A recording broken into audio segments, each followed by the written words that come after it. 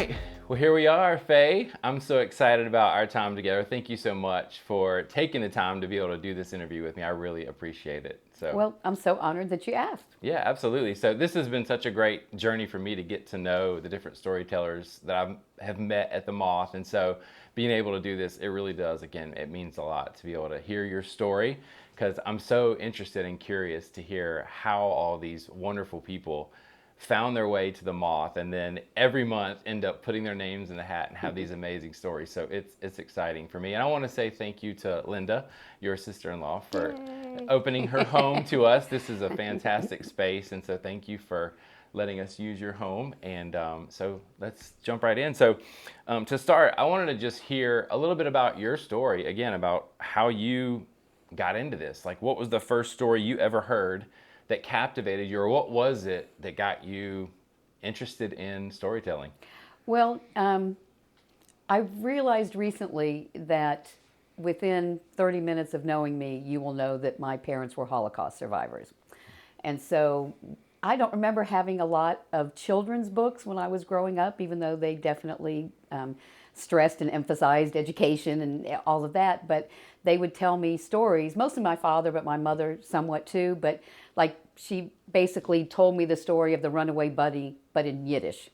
And then I've got 3 older brothers, and my father, my favorite stories that he would tell me would be about a king that had 3 sons, and then a youngest was a daughter, the princess. And of course, the princess was always the hero of every story. So of course, I loved those. And that was a real bonding time for me and my father, because he worked a lot, had 2 jobs for a while, and then started his own business, a tailoring shop. And so we didn't get to spend a lot of time together, but that's a really special memory of my father telling me these stories in Yiddish, where I was always the hero.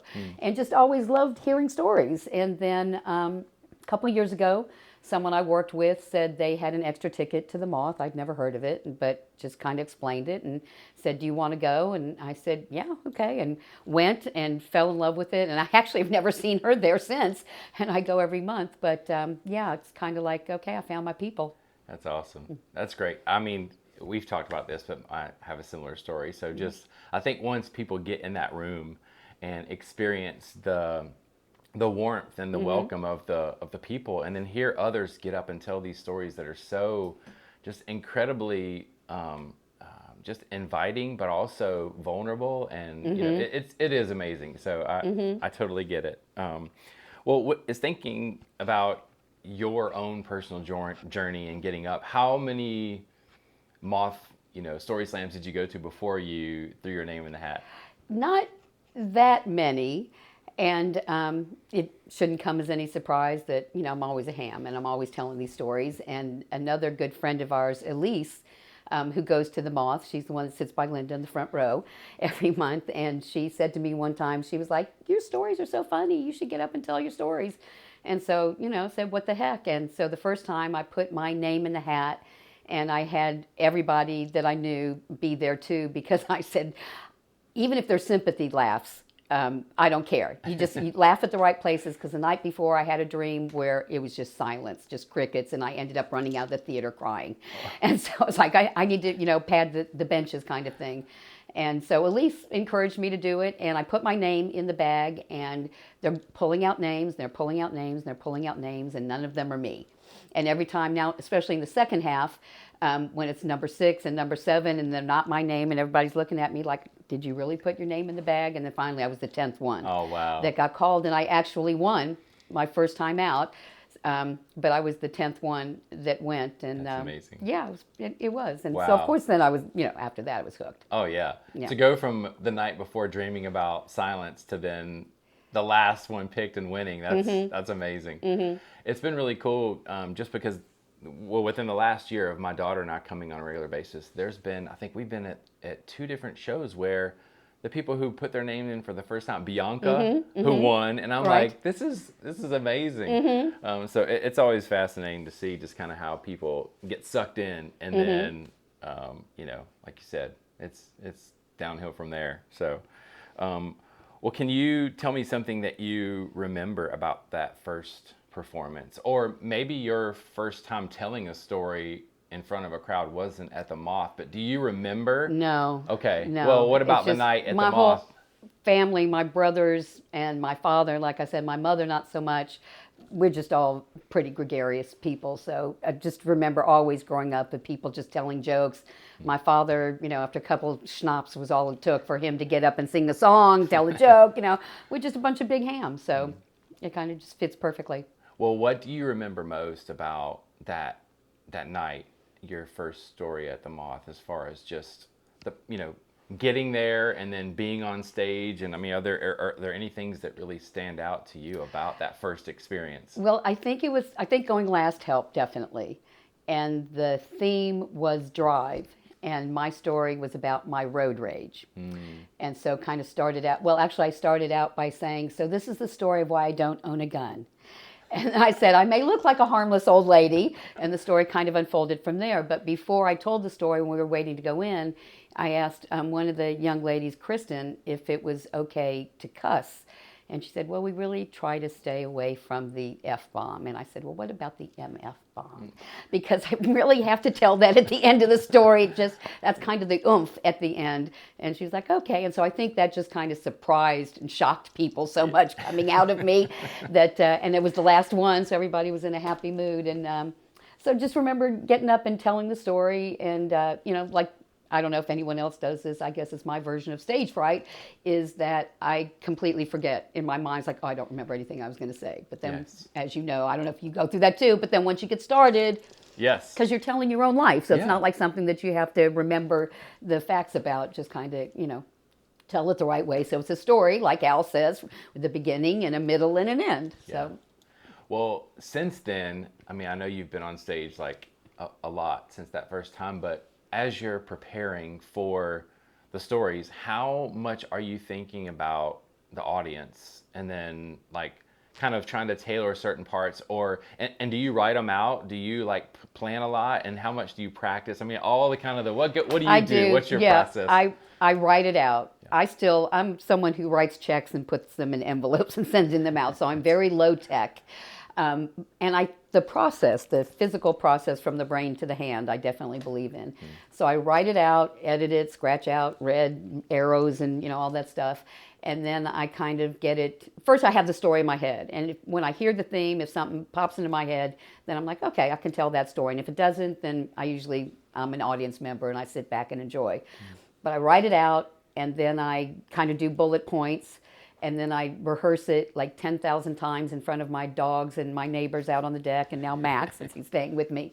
And then, get ready to do it. Like the people that just kind of do it on the fly, I'm just so impressed by. I'm just in awe because, no, I've got to do it over and over and over again, but hopefully not to the point that it sounds like I've done it 1,000 times. Yeah. So. Yeah, that's great. I know. And I'm there with you. I mean, there was I've only been on stage 3 times so far, but I think it was this last one. No, it was the one before, because this last one was an easy story to tell because it was something that had recently happened. So like you said, I just basically had to get up there and I knew that it was going to flow. But the one before, I had worked a little bit harder to try to make some certain points, and I wanted to connect some things. But then I'm sitting there, and I've heard that it's best to go last because you have a better chance, like scoring wise. But in my mind, I'm like, gosh, if I have to sit there and listen to 9 other stories, I want to listen to their stories, but then I'm going to forget, like, by the time I get to mine, I'm like, am I going to remember it? Let me tell you, when I was number 10, Al was number 9. It was before he was the MC. And he told this amazing story about that he was stopped either at a light or a stop sign in Detroit and got robbed and shot. And the bullet went like so close to his heart. One of those stories about, and just what that did, the reflection, knowing Al, you can appreciate the story. And I mean, when he was done, it was just awed silence afterwards. And of course, people applauded and he did great. And then they call my name and I'm like, I have to go after that. My story has absolutely no redeeming social value. It's like, God, from the sublime to the ridiculous. So, the same kind of thing of just listening to the stories and just unimaginable things that people have gone through. I feel like I've lived in a bubble. Yeah. The things that people have gone through and the lessons that they've learned, and all the stories that I tell are just about stupid stuff. but I enjoy it. So. Well, I was going to say, the ones that I've heard from you since my daughter and I have been coming have all been fantastic. We really enjoyed them. So thank you. But yeah, I totally. I mean, I think that last time I was sitting there and my name got called, like you said. Mm-hmm. And I had a moment where I literally was like, I don't even know how this starts. I can't remember like how I'm going to start this. And so I'm walking down, and then it was like you said, I got there and was like, okay, just start telling it. And, and it all came back. So, well, as far as just the storytelling community, you mentioned Al, and obviously since I've been coming, Al's been the host, and then Gina, the producer. I know there was a producer before her, but I never met her. I don't know if I knew Eldon that was. mentioned her, and I hadn't. I think her name was maybe Meredith. I never met her. But for me, just the first time there, the idea of getting on stage wasn't even in my head. I just came because my daughter and I wanted to come, and I started listening to the Moth like 15 years earlier when we lived in St. Louis on the podcast and stuff. So when I found out Atlanta had one, I was like, let's go. And but the minute we walked in the door, everyone was just so warm and welcoming, and then it's like you go sit down and you realize, wait, I just talked to some of the people out in the lobby who are now getting on stage. I'm like, wait, what are we doing here? This is like wild to see how, again, just how welcoming everybody is, but then at the same time, how safe they feel to get up on stage and share these vulnerable stories. So I don't know, the community aspect of it for me was what really kind of drew me in at the beginning. And so I'd love to hear kind of what you think about just the Atlanta storytelling community and your experience. Exactly like you said. I mean, it's a community. I think it's almost bordering on a support group.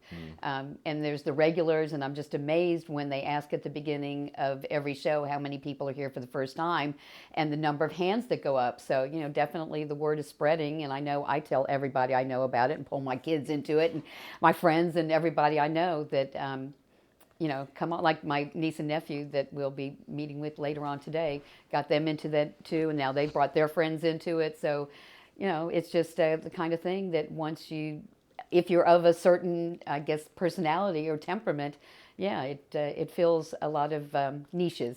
Yeah. And it's just enjoyable. Listen, going to a movie these days is such a crapshoot, and it's so expensive and everything else. And this is just, for me, it's I'd much rather do this than go to a movie. Because you just don't know what you're going to get. And just like I said, live performances, you know, that really can't be duplicated. Yeah. And just the sharing and the interaction and hearing about other people's lives and seeing, like I said, I've been living in a bubble all these years. Yes. So, well, and that's a conversation that my wife and I have we have 3 girls, and they're all, well, our oldest is 20, but we have 20, 19, and 14. Oh, wow. So they're all in that stage of life where, I mean, in this current culture, just with cell phones and social media and just, and even seeing how they're starting to get just like, you know, annoyed with just the culture that we live in. And it's funny because they hear my wife and I talk about stories of growing up, you know, when we did. And again, it's like things have changed so much, but just they long for that connection, the real life connection. And so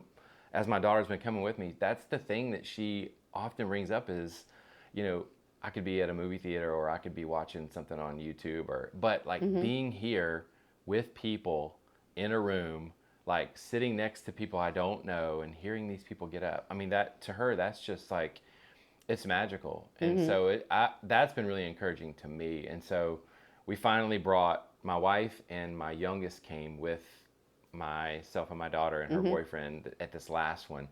And so that was my wife and my youngest first experience. And it was the same thing. They just were like, this is amazing. So I love it so much.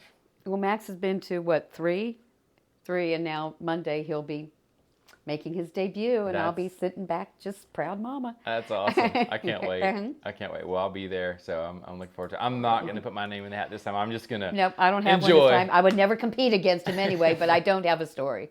Yeah, that's great. Well, I look forward to hearing it. So, well, as far as, you know, we're getting close to the end, so I wanted to wrap up and just give you the opportunity to maybe, you know, encourage or, you know, leave it up to you as far as how you want to end our time. But if you've got a piece of advice that you might give to someone who's curious about storytelling or about the Moth in particular, I'd love to hear that. And then maybe, you know, if there's you can answer that first. And then maybe at the end, if there's like a story that you've maybe always wanted to tell, or like there's something that, I don't know if you have any ideas for that, but. Well, I have a friend, and her motto, I may be misstating it, but it's basically tell your stories to the people that you love while you can. Don't take your stories with you. And so, and it kind of ties in with what we've talked about of just the Moth and the community feeling and the aspect and the camaraderie of this is a safe place. Get up and tell your stories. And I know there's times when after I've heard a story during the break, I'll go up and tell the person, I had something similar happen to that, or I'm sorry that you had to experience that, and just that connection. And, like we said, it's a safe place. It's a safe place. And get up and tell your story. Just connect with other human beings. And if you're a, like I said, a big ham like I am, or just have any aspirations to give it a try, tell your stories. And this is a good place to do it. And I look forward to hearing everybody's stories. As far as a story that I have always wanted to tell or wouldn't tell, the story I told in the Grand Slam actually was a story that I've told people, but cannot believe that I got up and told in front of a venue of hundreds of people. And in fact, my children and my family members were not allowed to attend because it's a story they've never heard and never will. So, now, was that story recorded?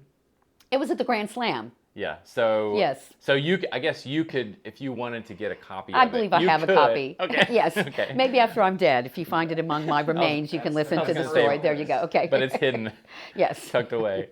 That's great. Well, Faye, thank you so much. Thank you for letting me do this. Yeah, as you can tell, I'm not shy about talking, especially about myself. Well, I love it. I love it. So I look forward to hearing plenty more stories from you at the Moth, and look forward to getting to know you more. And again, thank you to Linda for opening her home, and for Max being here for moral support. And again, I really appreciate this, and look forward to well, same to you, more. And I can't wait to hear everybody's stories in this room in the future. Yeah, and I think so. We talked about you getting up on stage and winning your first ever Story Slam. Well, the next interview I've got lined up is with Bianca. Okay. And so Bianca, first time showing up, put her name in, and at the encouragement of Ron, who I interviewed first, she got up and won the night. I was there. So, it was great. It was great. So well, cool. Well, okay. Faye, well, thank you. Thank you so much. We'll see you soon. All right. Thanks.